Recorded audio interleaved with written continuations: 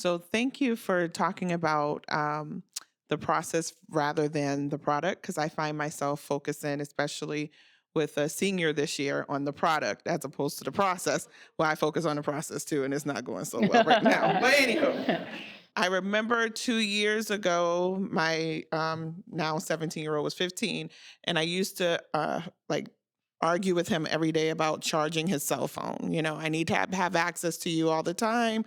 Make sure you charge your cell phone. And he just refused to do it because that's what teenagers do.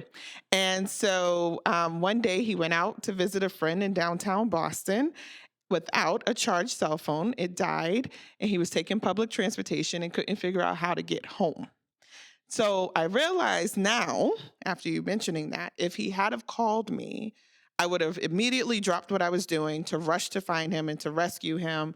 Also, really upset driving down there because it was probably taken away from time that I didn't have. But in that situation, he realized that he didn't have access to me. So he talked to the bus driver and said, "Hi, I'm lost. I don't know how to get home. This is where I need to go. Can you help me?" And he said he had a nice conversation with the bus driver, and the bus driver helped him get home.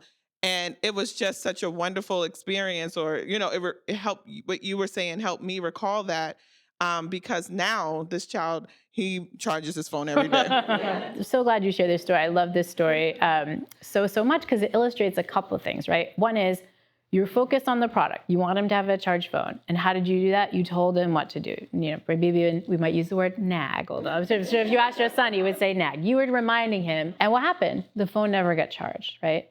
And so I think this is an important part of the story to note. Sometimes in our quest to tell how to do something, to fix the product, we actually make it worse because we wind up pushing against their resistance, right? They're less likely to do it when we're telling them what to do, right? But he didn't listen. He goes out, gets stuck out in the world, But what happens? It wasn't the terrible catastrophe. He had to figure it out for himself. He had failed, and he had to sort out a problem-solving solution himself.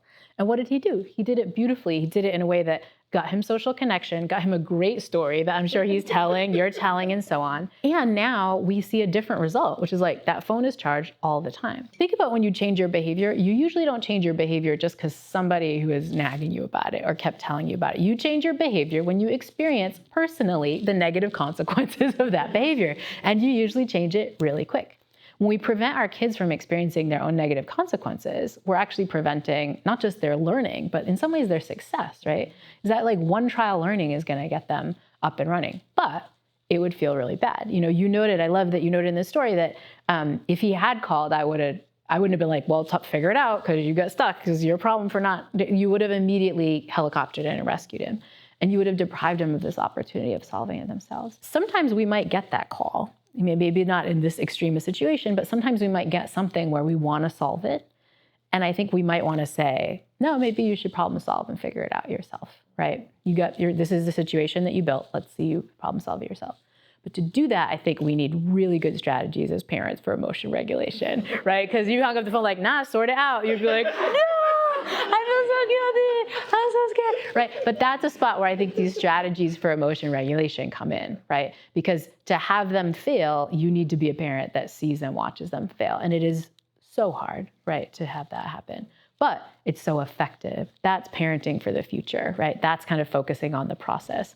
And, good for you that this happened, that now he learns you'll never have to bring up, charge the cell phone ever again.